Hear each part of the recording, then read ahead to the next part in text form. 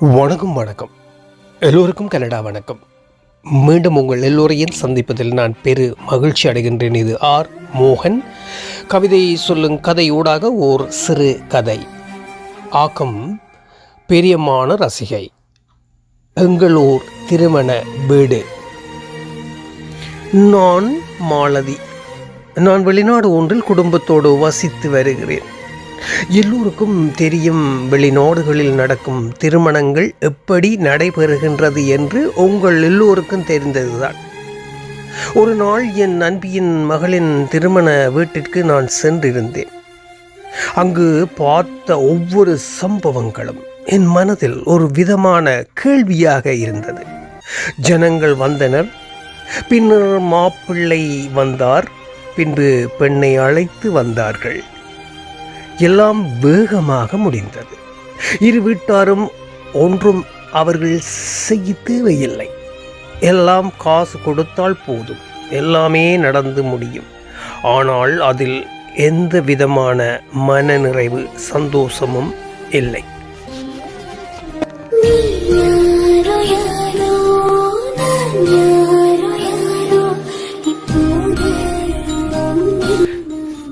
திருமணம் முடிந்து நான் வீடு திரும்பி இரவு நித்திரைக்கு சென்றேன்.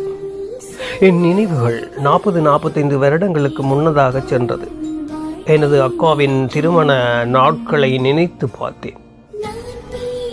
திருமணத்துக்கு ஒரு மாதம் இருக்கும் முன்னே வீட்டுக்கு வெள்ளை அடிப்பது மற்றும் எல்லா வேலைகளும் நடக்கும். அந்த ஊர் மக்களுக்கு தெரியும் இந்த வீட்டில் திருமணம் நடக்கப் போகிறது என்று. அதற்கு பிற்பாடு திருமணத்திற்கு ஒரு கிழமைக்கு முன்னர் வெளிப்புறத்தில் அடுப்பு வைத்து எல்லா விதமான பலகாரங்களையும் சுடுவார்கள். அம்மா, மம்மா, அப்பம்மா, மாமி, அத்தை, சித்தி, பக்கத்து வீட்டுக்கார ஆண்டி, இப்படி எல்லோரும் ஒன்று கூடி பல கதைகளையும் கதைத்து கொண்டு பலகாரம் சுடுவார்கள். எவ்வளவு மகிழ்ச்சியாக இருக்கும். மற்ற பக்க முகூர்த்தத்தில் அப்பா, பெரியப்பா, சித்தப்பா, அவர்களின் சிநேகிதர்கள் எல்லோருக்கும் சேர்ந்து பெரிய பந்தல் போட்டு அதற்கு அலங்காரங்கள், மணவரை எல்லாம் பிடித்து சிறப்பாக போடுவார்கள். பாடல் கேட்பதற்கு பெரிய ஒளிபெருக்கி பூட்டி சிறிய சத்த பாடல்கள் போடுவார்கள். வீட்டிலிருந்து ஒழுங்கை வரை பல வர்ணங்கள் அலங்காரங்கள் செய்வார்கள். பெரிய பழுத்த பழம் உள்ள வாழை மரத்தை இரு பக்கத்திலும் கட்டுவார்கள். சிறுவர்கள் அங்கும் இங்கும் ஓடி விளையாடுவார்கள். அம்மம்மா, அப்பம்மா இருவரும் பாக்கு வெத்திலை இடித்து போடுவார்கள். இளம் வயது உள்ளவர்கள் தங்கள் கைகளுக்கு மருதாணி போடுவார்கள். பின் முற்றத்தில் திருமணத்துக்கு முன்னிரவு சமையல் செய்வதற்குரிய எல்லா விதமான மரக்கறி வகைகளையும் எல்லோரும் சேர்ந்து வெட்டுவார்கள். அந்த இடமே ஒரு விதமான வாசனை வீசும். பெரிய பெரிய பானையில் சமையல் செய்வார்கள். திருமண நாள் அன்று மாப்பிள்ளை வீட்டார் பெண் அழைக்க வருவார்கள், பெண் வீட்டார் மாப்பிள்ளை அழைக்க செல்வார்கள். இப்படி அழகான திருமணம் நடைபெற்று முடியும். பிற்பாடு நல்ல சாப்பாடு, பாயாசம், வடை என்று எல்லாம் பரிமாற்றமும். பின்னர் பெண்ணை அழைத்து கொண்டு மாப்பிள்ளை வீட்டார் போய்விடுவார்கள். அதற்கு பிறகு இதுதான் என்றும் சுவையானது. அன்று இரவு எங்கள் பெரியம்மா எல்லா விதமான மரக்கறிகளையும் சேர்த்து சோறு எல்லாவற்றையும் தன் கையால் குழைத்து உருண்டை உருண்டையாக உருட்டி எங்களுக்கு சின்ன வாழை இலையில் தருவார். எவ்வளவு ருசியாக இருக்கும். இவையெல்லாம் என் நினைவில் இருந்து வந்தது. இப்படியான நிகழ்வு என்னை நீங்காத நினைவாக்கிவிட்டது. நன்றி. மீண்டும் சந்திப்போம். இது ஆர் மோகன். ஆக்கம் பிரியமான ரசிகை.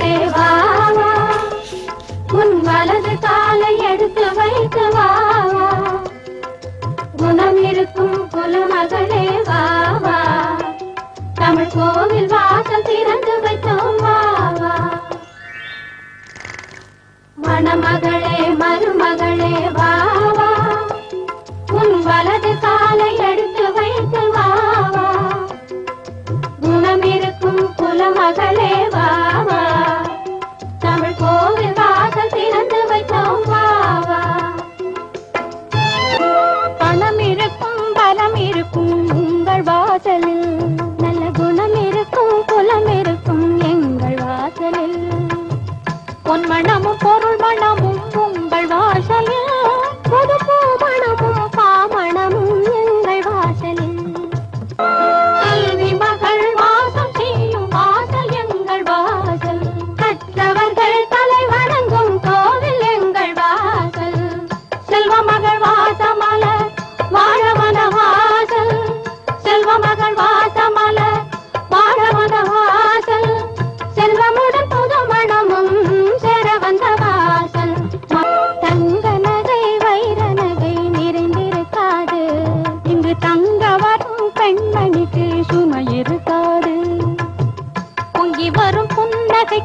குறைவிருக்காது.